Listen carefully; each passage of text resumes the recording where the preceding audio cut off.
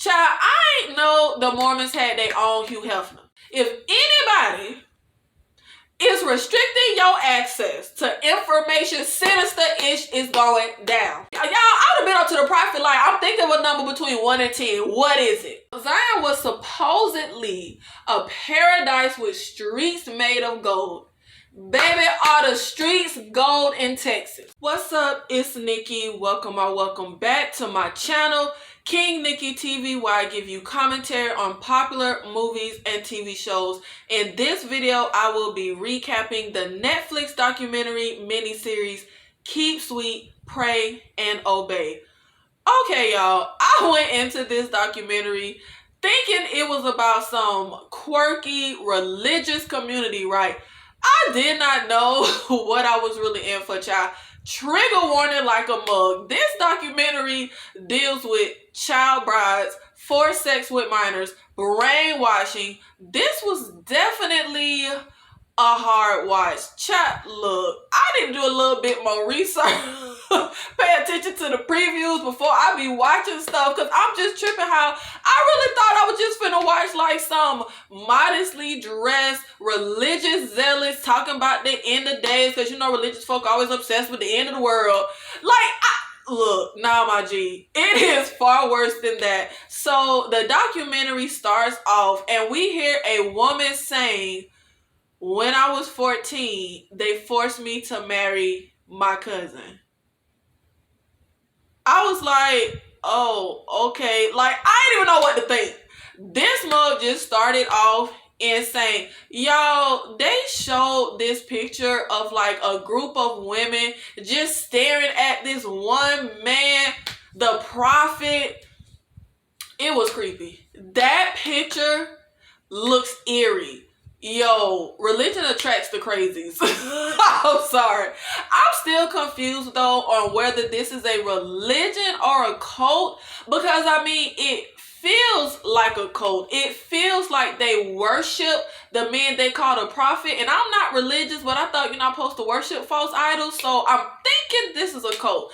Now, Keep Sweet basically chronicles the story of a group called fundamentalists who broke away from the Mormon church once polygamy was banned. This group called FLDS, the Fundamentalist Church of Jesus Christ of Latter-day Saints, built their own self-sustained community. This documentary gives first-hand accounts from former members, victims.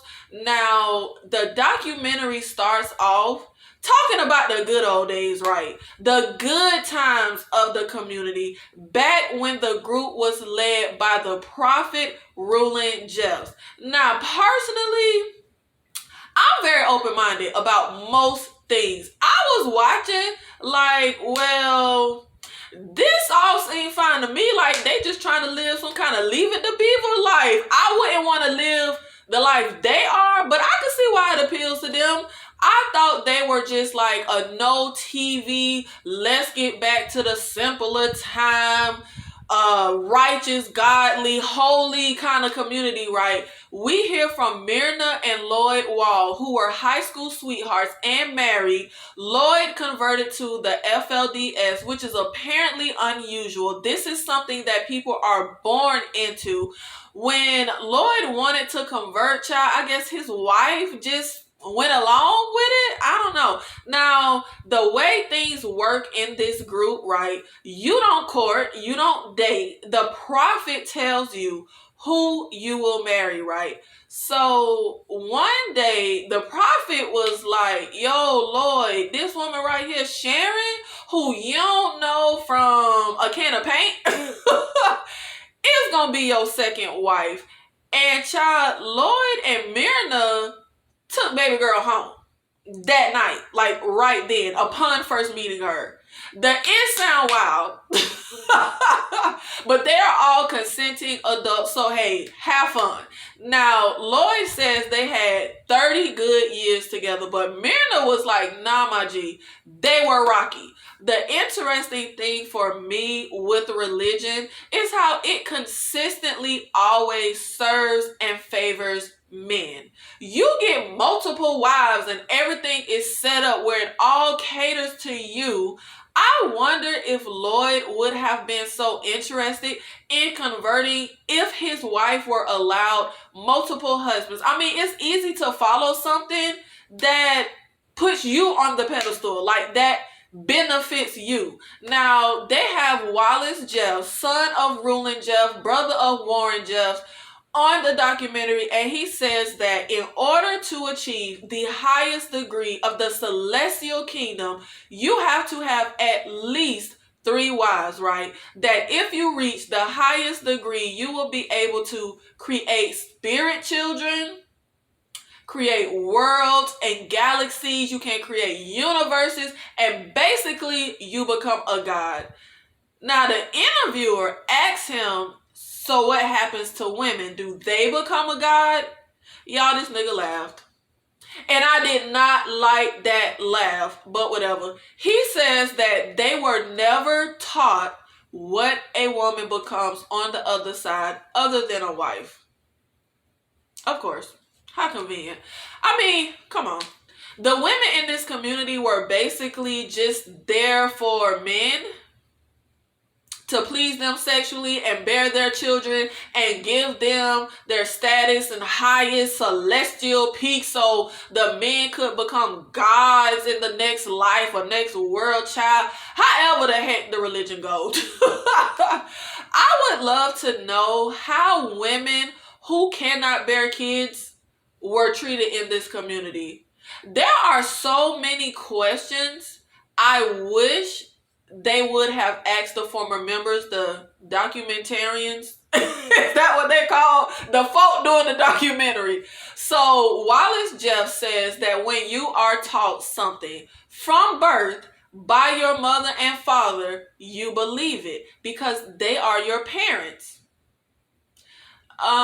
Yeah, maybe you believe it as a child, but nah, my G, you gotta take accountability. I don't care if it is your parents who teach you something. You grow up. You get your own mind. You get your own belief system and your own understanding. I mean, from birth, my mom taught me that Steven Seagal made good movies. But I grew up and I was like, nah, bro, Steven Seagal movies is trash. I'm being silly, but look, your parents teach you stuff, but you grow up. And you know what? I get that religious indoctrination be having folk in a chokehold for real. I get that the foundation of religion, in my opinion, is fear. Fear of God, fear of hell, fear of damnation, and fear is a big motivator. Fear gets people to do a lot of crazy things. It gets people to do things. And I get that it is very hard to break out past that fear. I mean, look, people stay in unhappy relationships because of fear. Fear of the unknown, fear of being alone, fear they won't find anyone better. Fear pushes people to do things. People don't follow their dreams because of fear. We do a lot of ish because we are motivated by fear. Fear drives compliance, as they said in a documentary. However, one thing that really annoyed me with this documentary was the lack of accountability. So, Lloyd had his 2 wives, right? Sharon gave him 14 kids. Myrna gave him 9 kids. We hear from Rebecca Wall, Lloyd and Sharon's daughter, who was the 19th child and her mother's 11th child. Lord Jesus. Women is really out here pushing 1,100 churn out of day. I can't imagine. Now, Rebecca speaks about how a man's status, I'm gonna try not to gag, child. I can't. She spoke about how a man's status depended on how many wives he had, and that her dad, Lloyd, only had 2 wives and could not figure out why other men were getting more and more wives and he was not. Now, what is crazy to me is how the second-class citizens, women, seem to be the most powerful. Because men needed them for status and needed them for their place in the celestial kingdom. Women was just a hot commodity. They were just shuffling the women around like baseball cards, like limited edition cards. It's like the women weren't living, feeling beings with autonomy. They were just the men's property, a means to an end. But anyways, Rebecca talked about how frustrated her dad was, but that he did have a host of daughters that he could give to other men. She said it was like, I'll give you some if you give me some. That even though it was not spoken that way, it was the general understanding. Y'all, this is so disgusting. Like, this so warped. Like, his daughters were a commodity or a means to an end for what he wanted.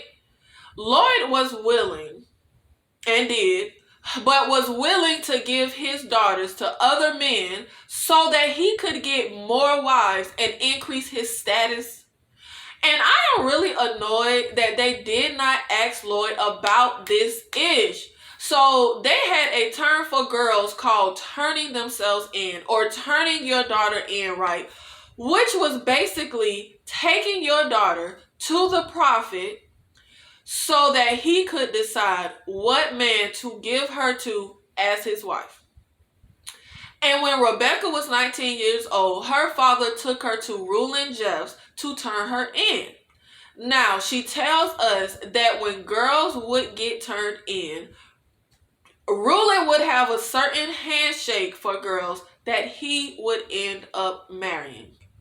And he gave Rebecca that handshake. It is obvious to see how warped this power is and how easily abused this power gets. If I'm a man, a sleazy man, and women get turned into me, and I decide who they marry, child, every pretty woman, every woman I think attractive, every woman I like who turn themselves in, I can easily say, well, God said you marrying me. Not because God said it, but because I'm a sleazy man and that's just what I want. Rebecca said that her dad was really excited that for any man in the FLDS to have their daughter marry into the prophet's family was a massive honor. And how she felt like her dad felt he was finally getting the respect he felt entitled to because he was pimping his daughter out. Do we hear how warped that sounds? Why did the documentarians not confront Lloyd with this ish, man? Like, I want to know how he feels about this.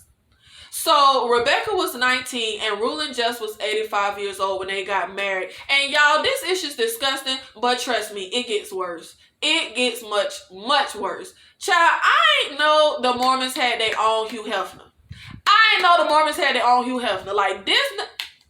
Rebecca got married to the prophet and Lloyd got his third wife. Rebecca says that they did not let Reuel Jeffs' wives work or go to school, that their sole purpose was to be with Jeffs. Pray, be obedient, and be adoring to Reuel at all times. Child, I really feel like, look, they could dress this up. And they can call it wives all they want, but these women were like sex slaves, if you ask me. This be obedient, stay sweet-ish was just programming for the men to have full control over these women. Young girls. Reuel Jeffs was 86 and married Alicia when she was 20 years old. Each night, all of Reuel's wives would line up outside his door to kiss him goodnight. The girl said how it was a massively long line. We just lining up like the nigga King Tut. Oh, this irks me. And one night he tells Alicia to stay with him and that they would do a little love makeover. This makes my skin crawl. Like, just imagining this. Okay, I can't. Y'all, Alicia and Rebecca say they had no clue what love making was. They had no clue where babies came from at 19 and 20 years old. Alicia said she thought you made babies when you kissed. She had no idea what sex was or what it took to get pregnant, and how she did not expect Reuel Jeffs to touch her in any shape, way, or form. Y'all, I was seriously about to cry at this point in the documentary. I mean, can you imagine the trauma, the confusion, the violation? Alicia talked about having to help Rulon to the bathroom, and he peed on himself because he did not make it in time. She also talked about how she accidentally stepped on his oxygen cord once and it yanked off of his face. This nigga walking around like spoiled milk in the flesh. And he out here worried about having sex with this young girl. Like, only men could be this sleazy. Like, I can't, I'm sorry, I don't wanna, but this is so disgusting. It's like this just make me so disgusted with men. Like, okay, you know what? You can't even handle your urine. Rebecca said how Rulon was old and he would be tired and she would rub his feet and do different things to get him to fall asleep in order to keep him from touching her, and how it worked until it didn't. Y'all, the way she said that, her demeanor, her tone of voice, Lord Jesus, it hurt my heart. Did her dad see this part of the documentary? Like, did he even care?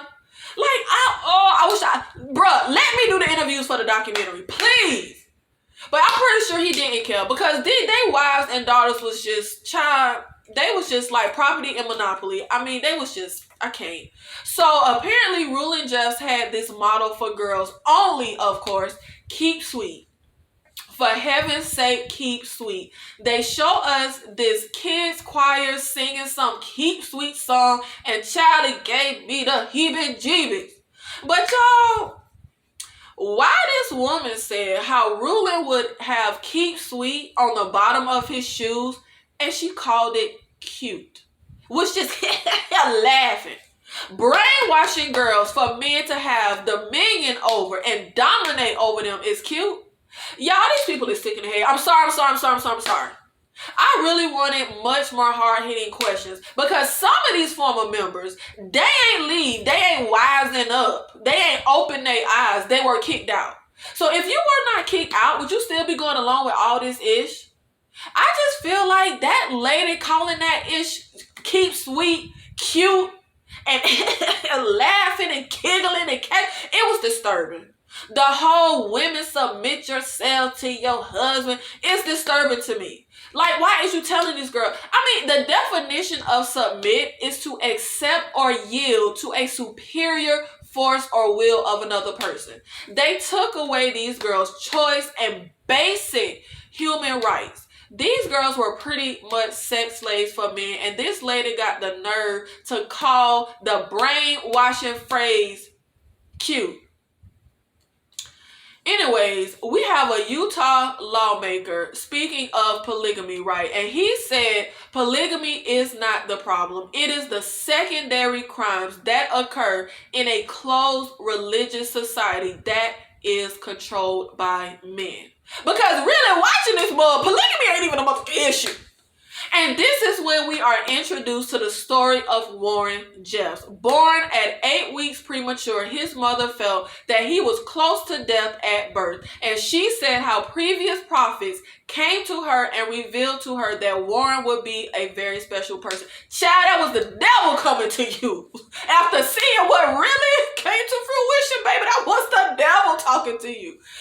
Rulon Jeffs also believed this. Now, what is interesting to me is how multiple people said how Warren had a holier-than-thou attitude, how he came off abrasive, that he was not liked very much, and he was the awkward son of a man who had power. So, nobody really liked him, but we all ended up following him and bending to his every will. That is so odd to me. Like, Rebecca says that Warren was aware of how to pick up on what was important to people and how to use it to manipulate them. Warren's brother Wallace says that when he was about 16, Warren started getting uncomfortably cozy with the sisters of the family. Wallace reported this to their dad, Rulon, who told him to drop it, Rulon handling it, and to not ever talk about it again. Okay, so handling it basically meant just sweeping it under the rug and giving a predator unlimited access to young girls. Got it. So the first piece of power that Warren got was when his dad made him principal of the Alta Academy. We're told that once Warren got that authority, he flexed it immediately. Power is a hell of a drug. Rebecca tells us how they had books in the library from the outside world, but that once Warren took over, once he took over the school, he had all the books purged from the library, that every book had to be specifically approved by Warren himself. He knew what he was doing, child. He had a master plan, and he knew exactly what he was doing. They cut pages out of the science books. Let me tell you like this. If anybody is restricting your access to information, sinister-ish is going down. Period. So, Rulon had a stroke, and Warren started taking over more and more. He had about 62 siblings, but took it upon himself to control who saw his father, who had access to him. And Warren never left his dad's side. Child, Warren ain't leave daddy's side out of love. He stayed by his side to secure his motherfucking spot. He stayed by his side so nobody else could squeeze in to get that title of prophet once his dad died. Now, it is said that they were all told and believed that the prophet Rulon Jeffs would never die. Some of this is just hard for me to believe that grown-ass folks believe this, but okay. They believed that he would be renewed to be young again. They were told and believed that their prophet knew everything that they did, every thought they had. Now see, there were so many instances where Ish went in lining up. The girls were not allowed to have crushes on boys, right? But one lady admits to having crushes and thinking about boys. Well, if the prophet knew your thoughts, why didn't he know that? Then, y'all, I would have been up to the prophet like, I'm thinking of a number between 1 and 10. What is it? Then, y'all, they were told that he would never die. And he died. The former members spoke on how Rulon died, and they were confused because he was not supposed to die. If somebody know, you know what? They were told that Rulon Jeffs would be the last prophet and that he would walk in the door young again. Nothing y'all were told to believe is happening. What that tell you, baby? Like, how you follow some ish that don't add up? You can't keep telling me that some ish is gonna play out and it never play out, and you expect me to keep believing all the ish you keep telling. No. Warren told them that if the Olympics came to Utah, it would be the end of the world. Well, the Olympics came to Utah and the world did not end. Warren told them Utah would be destroyed. And the ish ain't get destroyed. Why is y'all continuing to believe someone when everything they tell you keeps not coming to fruition? So frustrating. And why we ain't confront the members on this? One former member said, we all waited for the end and it never came. So what was you thinking, girl? Like, what does that tell you? Child, critical thinking is so important. Warren tells them the end did not come because God was gifting them more time to be righteous, that they needed to be more obedient. How convenient. How convenient. How convenient. He just be pulling ish out the motherfucking air. In the weeks after Rulon's funeral, Warren was speaking as if he were his father renewed. That's what they tell us. Child, when I tell you that folk will believe anything, folk will believe anything. And it is actually really sad when I think about it. I thank God I am not weak-minded, because this is just, oh Lord, oh help these people, Jesus. Y'all prophet wasn't supposed to die. He was supposed to be the last prophet, but he dies, and another person becomes a new prophet, and y'all still following this ish. You know what? I do feel like, as bat-ish crazy as this all sounds, I don't even blame these folks. I don't blame them for not just leaving. I mean, it's like an abused housewife with no work history, no job experience, no money or resources or outside help. I get it. Okay, a key tactic of abusers is to keep their victims dependent on them. Lloyd had an extremely successful business. He was an engineer, and he was forced to give his business to the church. The church owned all their houses. If these people left, they would have had nothing. And these folk are born into this. So not only do they not have ish, but looking at the documentary, they ain't no ish either. They were told that the world is wicked and they'll be damning their soul if they leave. Okay, got it, get it. I really do. But this ish is still motherfucking crazy. Now, once Rulon died and Warren became the prophet, he started marrying his stepmoms, y'all. Is they called his stepmom? Child, I don't know what the moms of your polygamous dad is called, child. I'm just calling them stepmoms. Women in this community, they trinkets, they things. Wives and their children would be traded to new men if their husband was kicked out or died. One woman, a former member, talked about how at a Sunday meeting, Warren came in with his dad's former wives, widows, and said, "Look what the Lord has blessed me with."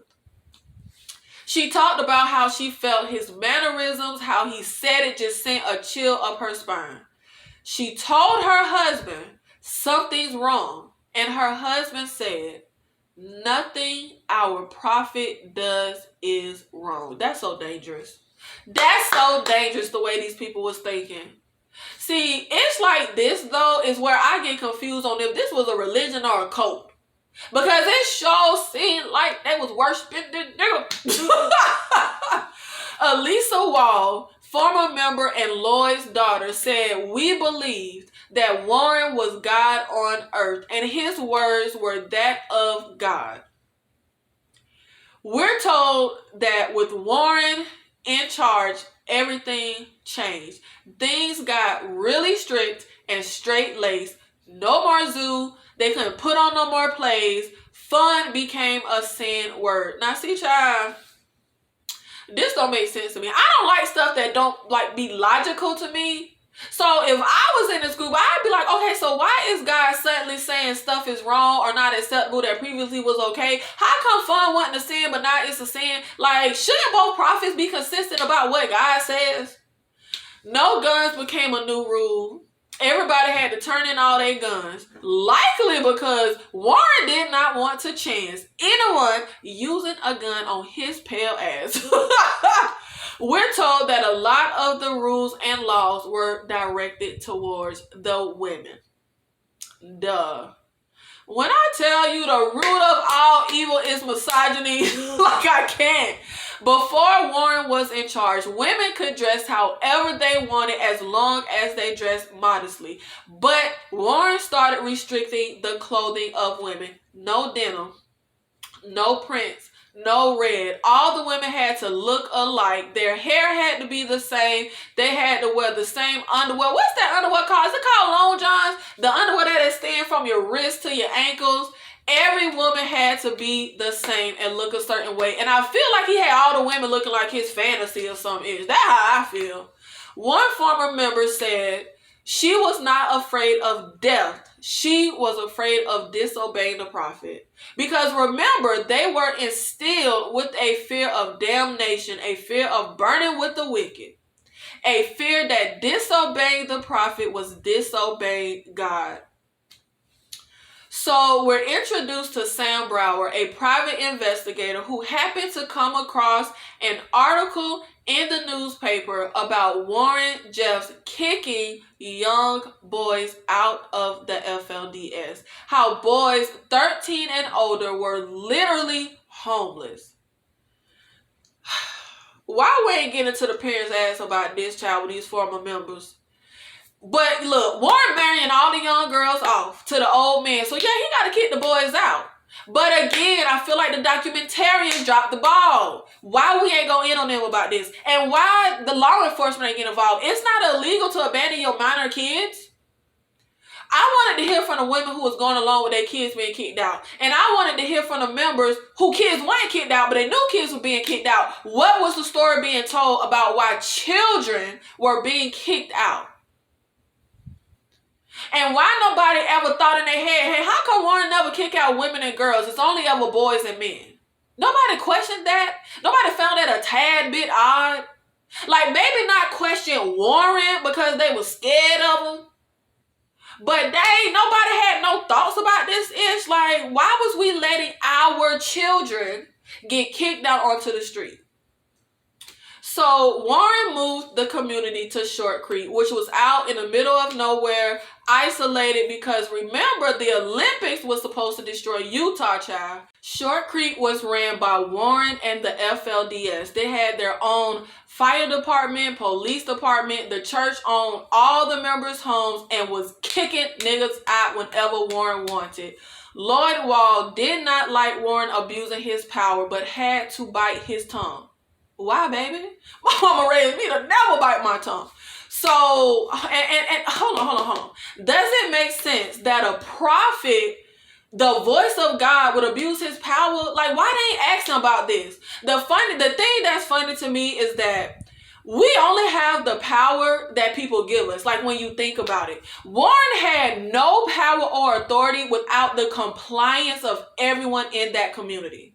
Warren began making it a point to kick out people who had any intelligence or knowledge of the outside world. Rebecca talked about how since her father, Lloyd, had an education and life outside of the FLDS, because remember he converted, Warren thought he was a threat. Lloyd said that Warren basically told him that he was a loose cannon they could not control, so they had to come up with something to do with him, which was the start of his family being torn apart. Y'all, the way family ain't ish in the FLDS was so jarring to me. They take men from their families and trade the wives and kids around all willy-nilly. Daddy can't say bye. Child can never mention daddy again. Just ostracized. Is it called ostracized? Lloyd had his status in the church stripped away. He had his family stripped away. Obviously, I'm assuming they could not take Myrna because they were legally married before the FLDS, but they took his wife Sharon and gave her to a bishop named Fred. Rebecca and Sharon's other kids she had with Lloyd were told that Fred was their father and they were not allowed to have any contact with Lloyd. All of your years of relationship and bonding with your husband and your dad just thrown away. It's so weird. Okay, so I'm supposed to be intimate with this man. This is my husband. Then y'all talk about I'm supposed to just go be intimate with this strange man. Then y'all talk about it. And I'm supposed to... They also talked about how much money Warren and the church brought in, how they took over the businesses and profits of their members, how they used boys for free labor, which gave them an edge over other contractor businesses. Warren and the church brought in millions each month. Now, this is when the story gets quite disturbing. We hear from Ruby and Alyssa, who were told at 14 years old that they would be married. And Alyssa is Lloyd's daughter. And I'm mad we didn't hear from him. But was she still his daughter when this happened? Ruby was told to marry her second cousin. Y'all, the story these girls told, I was crying. I was sick to my stomach. Hearing her reliving, crying to her mother. Please don't make me do this. They tell us that you were married the same day they told you were getting married. Ruby and Alyssa were told to get in the car and they had no clue where they were going. Y'all, if I told my mama I ain't want a certain family member babysitting me, she ain't make me go. Like, this is so astounding. They were driven to Nevada, where apparently the law would not be as harsh on the men for marrying underage girls. What the f is going on in Nevada, child? They pulled into a motel that the girls are saying basically they felt it looked abandoned. Y'all, when they showed us this motel, it made my skin crawl. Like, it felt cheap. It felt disgusting. Alyssa walked into the hotel room. Her mother was there. Warren was there. The person she was going to marry, his parents. She says how she was crying so badly that the front of her dress was soaked. I don't see how everything in your body not screaming how wrong this is. All them grown folk in that room. And as a man, I don't want to marry this girl who crying and terrified and being forced. This child. When it was time to say I do, Alyssa was crying so hysterically she couldn't even say the words. Warren had her mother stand next to her, squeeze her hand, and Alyssa was made to feel like her mother's salvation was at stake, which don't even sound logical to me. How would my child got to do with my soul? But whatever. Feeling like her mother's salvation and her own salvation was at stake, she finally said, I do. Y'all, I can't even fathom the level of betrayal from your own mother. Like, I literally just can't even fathom it. Alyssa told Alan, her cousin husband, that even though he was her husband, she did not want to sleep in bed with him. She did not want him to touch her. And he told her that this was his right and her duty. He had sex with her against her will. She said how she did not know what was happening. She cried and asked him to stop. I swear this little religion breeds some sickos. It breeds some sociopaths and predators. Because what man is like, this girl is crying and you just cool. I can't.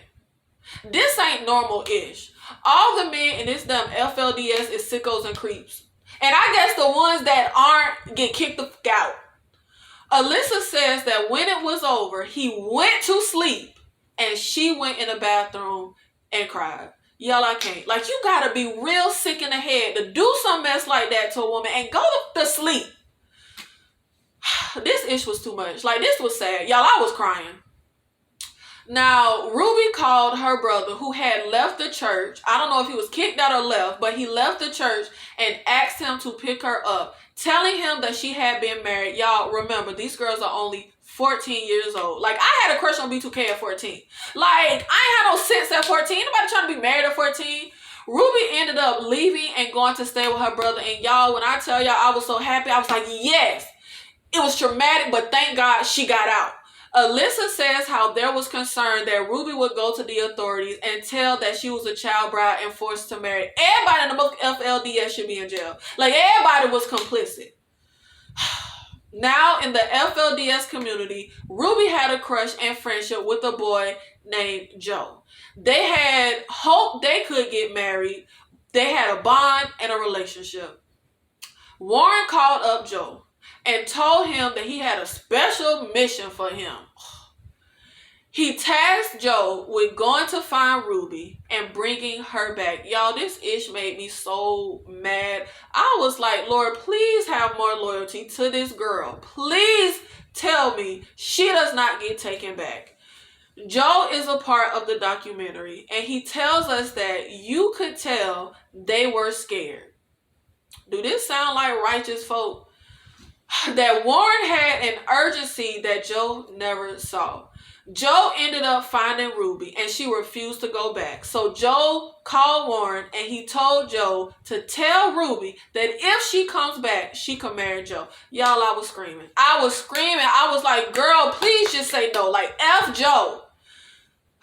But the thing that really pissed me off was Joe telling us that he could tell and knew that Warren was lying. So why did you set her up like this, man? Joe says how he was sick to his stomach and knew it was wrong in his gut. So why did you do it? I don't understand. I'm sorry, but I don't care what you talk. You got a visceral reaction. You feel something in you. You should have some kind of wherewithal to know you're doing wrong and to not do the ish. You should know that doing wrong don't lead to no type of salvation.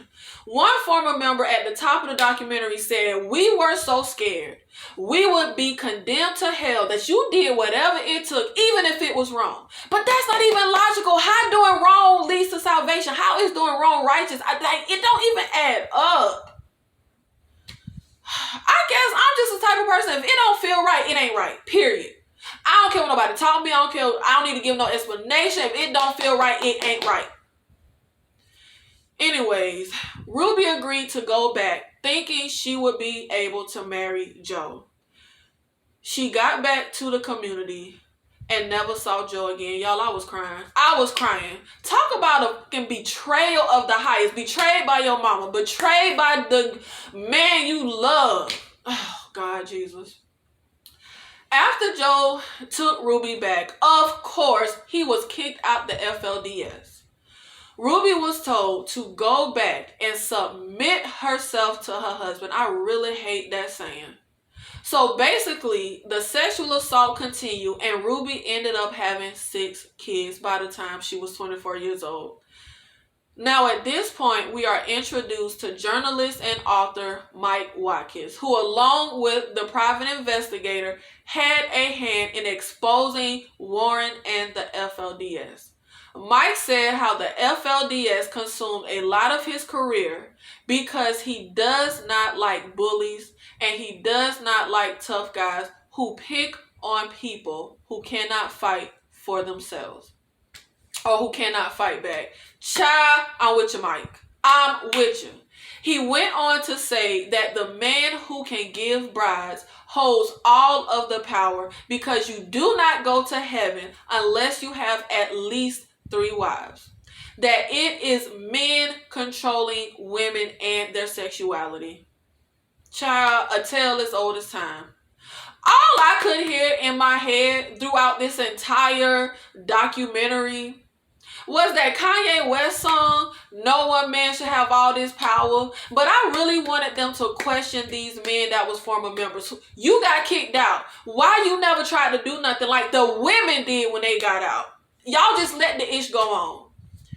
I always say that I would like to be comfortable financially, but I would never want to be a millionaire or billionaire. Definitely not a billionaire. I would never want to live in such a way where I just have unlimited access and no one can ever say no to me. That sounds scary.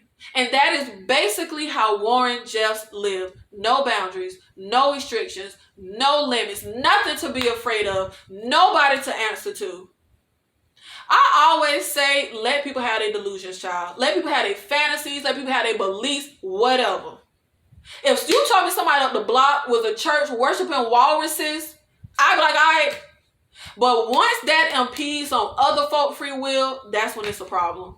Now, after Rulon died, Warren went to his wives to marry him. Rebecca did not marry him, and Warren was pushing her to marry again. Finally, he came to her and said, you have had too much freedom for too long, and I will train you to be a good wife. Now, this part was a little confusing because I thought, as the prophet, he just tell women who you gonna marry. But it seemed with his dad's widows, he would ask them about marrying him. Rebecca felt compelled to leave, but she says how she believed that to leave was to seal your damnation. We hear from Roger Houle, I think that's how you say his last name, a Utah attorney who made a great point in saying that physically someone could figure out how to leave, but more powerful is the social, religious, and mental restraints. And I mean, I get it. Just think of the decisions that we make based on how we're socialized or the religion that we are indoctrinated into. I get it to an extent because these folks went a little too far. Finally, Rebecca ended up calling her brother who had been kicked out, and he told her to come where he was. She tells us how Sunday mornings had the lightest security, so that is when she left. She wrote a note for her mother and sister, climbed over the fence, and took off.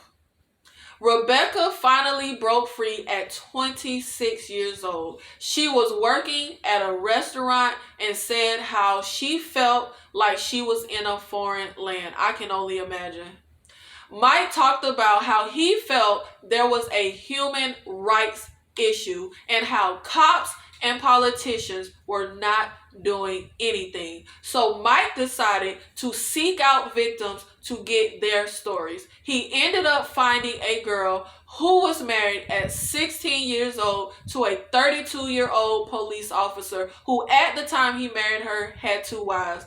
Mike put the man on air, and suddenly people were interested in prosecuting him. The man ended up being found guilty, but was pretty much just given a slap on the wrist.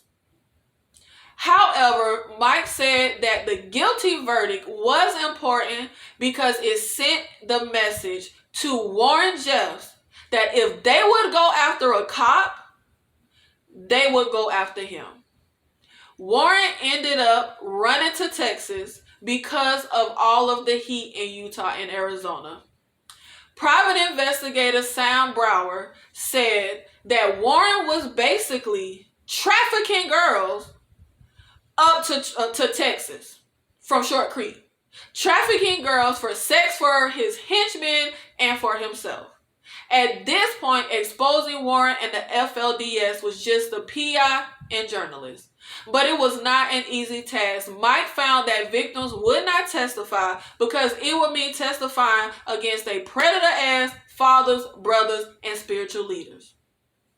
Now, back in Short Creek, Alyssa was turning 17 years old and had been begging Warren for 3 years to end her forced marriage. I really want to know why we ain't hear from Lloyd. This is his daughter. I want to know if he had been kicked out before or after she was married. Suddenly, Warren just disappeared. He went into hiding. Cameras went up all over the community. Child, I don't know how to... Bruh, should be no church in, like, no... I'm saying church. Should be no cameras in the church and in the community. Like, how y'all thought everything was okay and nothing was wrong? Everything was on the up and up.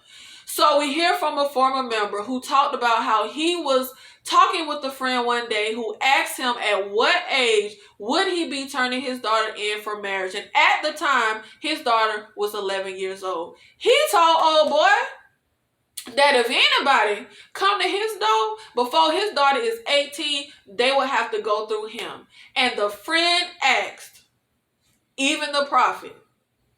And child, he responded, yes, even the prophet. He spoke in the documentary about how he was born into the FLDS, but how it started feeling like something completely different from how it was. And he started questioning if Warren Jeffs was really a prophet. Okay, so see, somebody had a brain. Somebody had some good sense, child. Like, God damn, because that's what's like, nobody was questioning. It's like, even in your own just mind and thoughts, child, like, God dang. And child, Warren made sure to exile every last person who had any type of common sense. After going missing, Warren suddenly showed up, held a meeting, and listed off names that he said were given to him by God, which included the name of the guy who talked about nobody better not come for his daughter before she 18.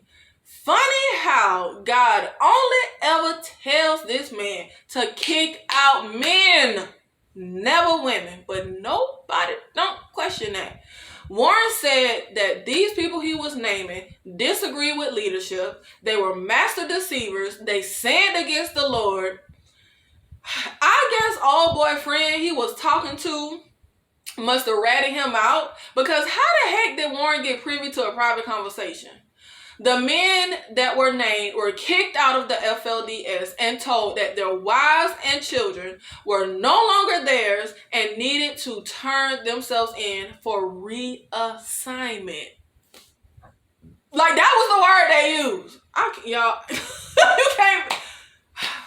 The men were told that if their family was at the meeting to not even say goodbye to them. And child, Warren ended up saying, everyone in agreement with the word of the Lord, raise your hands. And every single hand went up. And I think it was Elisa who said that she was so caught up in this that she even raised her hand. I feel kind of astonished, but really though, when I think about it, everything these people went along with, down to the child brides, don't really surprise me. I mean, look at all the horrors throughout history that folk have just gone along with. The former member tells us that he went home to pack his things up and told his wife to just watch, that certified teachers and anyone with the brain would be kicked out.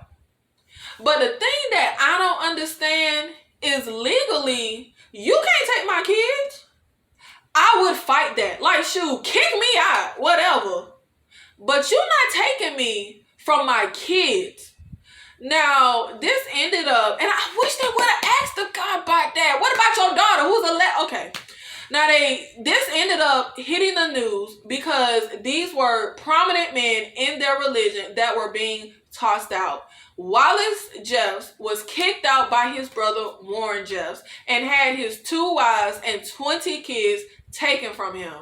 I wish they would have asked and went in depth about why these men just let their kids be taken, especially if they're minor kids. Like I can see if they're grown folk like kids.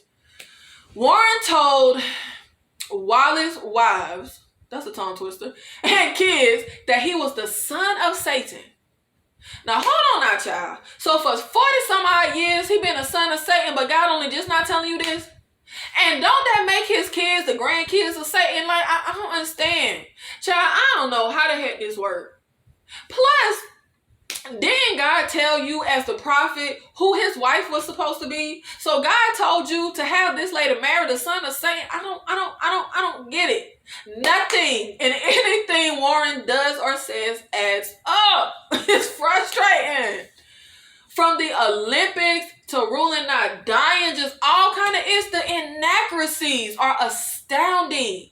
It felt obvious that the prophet was just making it up as he went along. But ain't nobody... Okay. Now, Alicia, who had married Rulon Jeffs when she was 20 years old, after Rulon died, Warren wanted her to marry him like his dad's other wives. But Alicia told him she believed she belonged to his older brother Leroy. And she said how she saw anger in Warren's eyes, but he composed himself and said that he would speak to God about it. He came back and said that they could marry, but that he was still over her even if she married another man.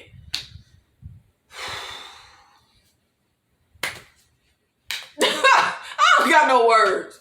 So Alicia and Leroy were married. She said that they were so in love, and even though he had many wives, she was his favorite. Then one day, Warren called Alicia and told her that Leroy was now a son of perdition, which she explains that perdition is basically the lowest part of hell. Child, ain't Leroy the son of the prophet? How he the son of the prophet and the son of perdition? I'm confused, child. How many folk can I be a son of? Leroy was kicked out, and Alicia and her children were given to Warren's younger brother, Seth. She was instructed to burn all pictures of Leroy and to never mention him to the kids. Child, Warren was sour and his little ego was hurt because she chose Leroy over him. I will never understand how folk just believe something because someone tell you something. Alicia said how Leroy was just so sweet and so kind, and she couldn't believe that he was the son of perdition. But child, you believed it and you went along with it. I don't get it. Now, they were told about a place called Zion, right, which was a paradise city in the afterlife. Now, after being told that, because see, they were told and believed Zion was, like a heaven-like afterlife. Then Warren tells them later that Zion is on earth. Child, the inaccuracies, the inconsistencies, this nigga just make it up on the fly. They talked about how people would suddenly disappear and they were supposedly taken to Zion. Y'all, Zion was the community Warren had in Texas, child. Now, Zion was supposedly a paradise with streets made of gold. Baby, are the streets gold in Texas? It's crazy to me how these folk just don't care about the inaccuracies. You told to believe something, then you told it something else, then you told it something else, and you just keep believing. Okay, so we hear the jobs that they had, right, when they were in Texas, and I was thinking, hold on now, child, I gotta work in paradise? They said how they had to dig up cactus and was told that the cactus was a curse. Why is there a curse in Zion? So Randy, a newspaper editor and reporter in Texas, talked about how certain people in the town just felt like, hey, the FLDS ain't hurting nobody. They just have a different way of life and they should be left alone. But Randy was like, as the father to a daughter, he was not going to just leave it alone. Now, flying above the compound, which was their only way to see it, they could see a huge temple was being built. Child, a temple to Warren Jeff's ego, as they said.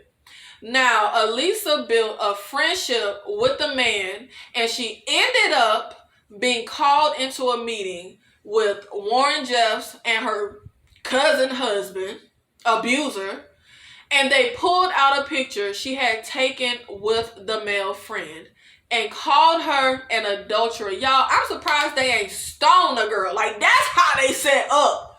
She talked about how she felt betrayed, how she had went to Warren Jeffs for years, begging him to end this forced marriage and to be called an adulterer. She said she left the meeting feeling like her life with the FLDS was over. She got with Rebecca, who talked to her about going to law enforcement because she was a child bride. Elisa decided to talk to the cops to protect her younger sisters, who are still with the FLDS. The prosecutor charged Warren Jeffs with 2 counts of rape as an accomplice, but they had no clue where Warren Jeffs was.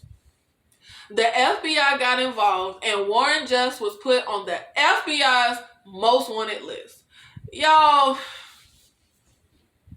this one is kind of turned into a comedy. Warren was on a run with a few of his favorite concubines, living it up at Disneyland, living it up at Mardi Gras. The nigga was at strip clubs. He was wearing Gentile clothes. There is no way you can think this is holy or of God and all the other beliefs that the FLDS group is supposed to uphold. Like, what was that? Warren had the women in the FLDS walking around like wrapped up in bubble tape while he at the strip club. They had the ties being sent to Warren while he was on the run. Do y'all realize how many folk was complicit in this ish? Y'all, they had an intricate setup going on for getting money to Warren. This was the dang FLDS mob.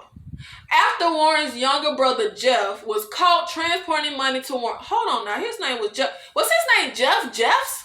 Okay, anyways, he was arrested for aiding and abetting a federal fugitive, but pretty much just got a slap on the wrist. They changed how they transported the money after this. They would buy canned goods in bulk, empty them out, put the money in the can, seal it back up. They were sending about $300,000 to Warren every freaking week. What any of this got to do with God and being righteous, y'all? I don't know. Of course, the people were told that the money was going to build Zion. But if Zion is a paradise that was in heaven but is now on the earth, nigga, why we gotta get money to build the paradise that you told us was already here? Why we gotta fund the paradise that was in the heaven and is now on the earth? Now, the community in Short Creek had talk that started about kids going to Zion without their parents. See, Warren just wanted the weak-minded, and it was easy to mold kids who don't know nothing about nothing. See, evil folk be smart, child. Apparently, mothers would just wake up and their child would just be gone. And the husbands, who don't give about the wife and the kids, would say, never you mind, they in good hands. What the fuck is a never you mind? But that's what they said. They tell us that Warren started taking young kids, toddler age, and abducting them and taking them to the community in Texas. We hear from Alicia, who gave up her 2- and 3-year-old girls to go to Texas. How her kids were kicking and screaming, but she wanted to please the prophet and God. Another woman gave up her 7- and 9-year-old kids, and I wish they would have gotten their ass about this. Child, I would think the strongest bond would be a mother and her child, and that it would trump everything else. Anyway, a cop ended up pulling over a car for an obscure tag, and it ended up being Warren Jeffs, and he was finally arrested. Y'all, this turned to comedy a bit again. They showed us Warren Jeffs in jail crying about how he can't be in Zion. He was crying about how he can't be in Zion. Child about fell out. So they ended up having a trial, and y'all, Alicia's testimony, I couldn't. I was crying. I was literally on the verge of throwing up. The defense tried to say that she invited, at 14, what happened and pretty much attacked the victim, which did not work out in their favor. Warren Jeffs was found guilty to being an accomplice to rape. And I was sitting there watching like throw the nigga under the jail. But I was also sitting there thinking, what about Alan, the cousin husband who actually assaulted her? Warren was not the only one who needed to be charged. There were men and women who were culpable in a lot of ish. Because, look, mama should have went to jail for being a part of her child getting married. How you watch your child crying, soaked dress, and just... The documentary does not touch on anyone other than Warren being charged at all. This guilty verdict was really not a win per se, and the documentary, it don't feel triumphant in any way. Warren Jeffs still had power and control from prison. They tell us how he would call and be on speakerphone, and everyone in the community would gather around and listen.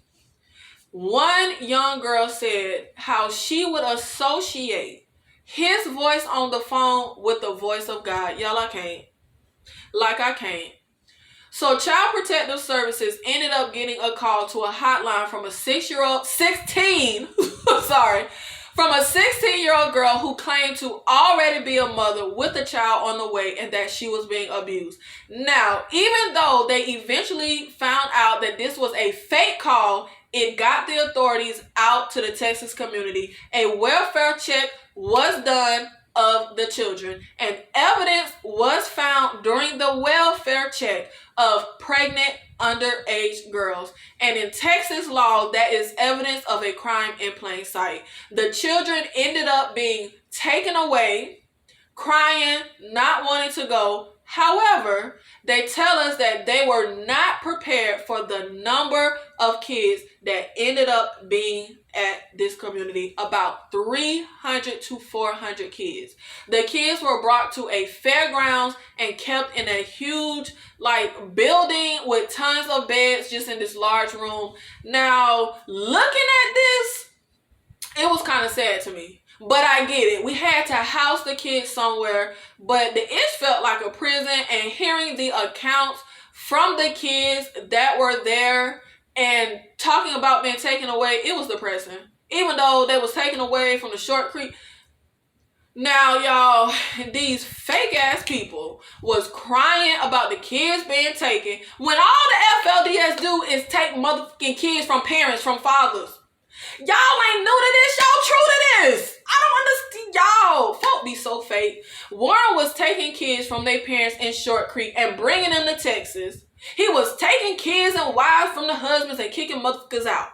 But they were all in the media. Oprah came up to the Texas community. It was a big uproar about the kids being taken. Rebecca said a woman was on TV saying how there were no child brides when Rebecca knew this lady was a midwife to underage girls. It's crazy how this was. It looked on the documentary, this was a huge national thing. I ain't never heard of this, and I ain't never heard of FLDS. Alicia, who gave up her kids to the FLDS Texas community, was called to go and claim her kids. She was told to lie and told exactly what to say. Alicia, baby, how you thought this was on the up and up? They tell us that CPS could not take the public pressure. People were siding with the moms and the kids were returned, and CPS pretty much just washed their hands of the situation.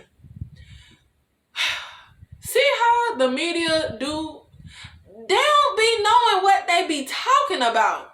So the sheriff ended up contacting Rebecca, saying that they were in over their heads and could she help them. Y'all, okay, so this was like 2002. I was in high school, so I'm guessing I was wrapped up in my teenage world. I don't know nothing about this. Now, from being married to Ruling Jeffs, Rebecca was privy to information that there was a secret room with tons of church records in the temple. The cops, along with Rebecca and Alyssa, went into the temple at the Texas community. Y'all, brace yourself. This part, I have no words. I have no words. Truly disturbing, truly sickening, truly evil. They found a room in the temple with a bed. And the second you see that motherfucking bed, you already know. Because men is sickos. There was a vault that had the records of all Warren's secret marriages. Records of marriages with underage girls. There were recordings of Warren instructing kids, young girls, sexually. Recordings of him with a 12-year-old child. Temple bed instructions that were called his sacred sessions. Why the is religion always mixed up with some fucking sex, kids, sick shit? Like, why? The audio of these sessions literally made me physically ill. There were adult women at these sessions with this 12-year-old child and Warren Jeffs, and every single one of those women should be in jail. But the documentary fails to mention any charges that were brought on them, and the records that were found in underage marriages. Were those men prosecuted? It just irked my nerves that the documentary don't cover that. Warren Jeffs was given 10 years for his accomplice to rape charge, but now on the new charges in Texas, he not ever getting out. Warren was found guilty of the rape of a 12 and 15-year-old. How this community thought this was okay is beyond me. They got evidence in that Warren had 78 wives, 24 of which were underage. But there is no feeling of justice because Warren Jeffs still run that motherfucking church. He is still in full control of thousands of FLDS members who are apparently just fine and complicit in the rape of minors, of their own motherfucking daughters. Which, make no mistake, the underage bride marriage itch is still going on. The documentary ends on a pretty somber note. Elisa and Ruby mothers are still in the church and still following Warren. A former member, Charlene, has 8 kids still in the church. When I tell you this ish reminded me of that movie Frailty with Bill Paxton and Matthew McConaughey.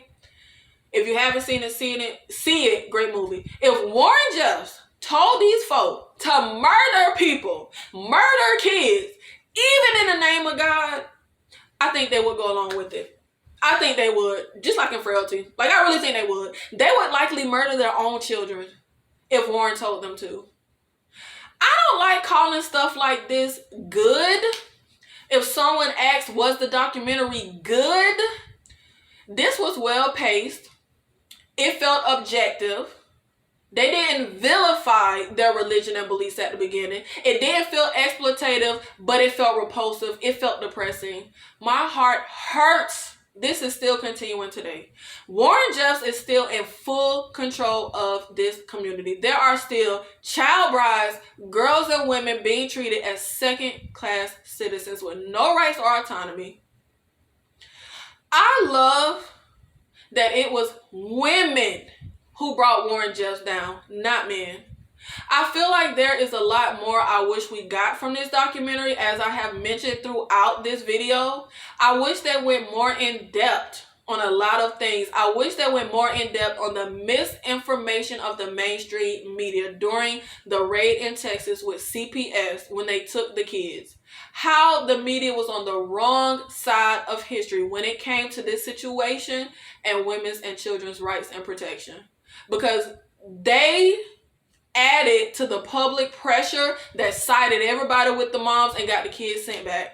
I want to know what the heck Oprah was doing out there, what role she played. I wish they went into that.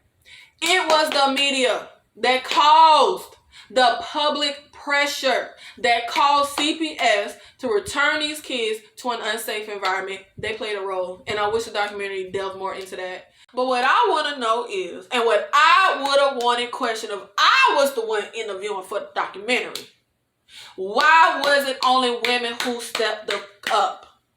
A lot of men got kicked out. Women ran out that mug. And the women decided to get together, to get with the law enforcement for the safety of the women that was still there, the safety of their sister that was still there. So why these men who got kicked out didn't say, let me try to do something about this? Let me go to the authorities. Let me see if it's something I could do. Let me try to help my daughter that's still in there or the women that's still in there. Like, I don't understand. What was we doing, man, when we got kicked out? Why we ain't asked that in the documentary? Or if it was men who did that, why it wasn't in the documentary? Because all I saw was women stepping up. I'm finna go watch Seinfeld and cleanse myself of this evil and depressive-ish. Hit like on this video and let me know in the comments, what did you watch after this documentary to get this sick-ish out your spirit? Just, it gave me heebie-jeebies. Like my skin was crawling and my heart hurts for kids and women. Thank you so much for watching this video, especially if you watched until the end, guys. If you're still here, drop a 100 in the comments. If you want to see more TV show, more movie reviews, recaps, trailer reactions, make sure you hit subscribe and turn on your post notifications so you will be alerted when I post. I'll see you in the next video. Thank you.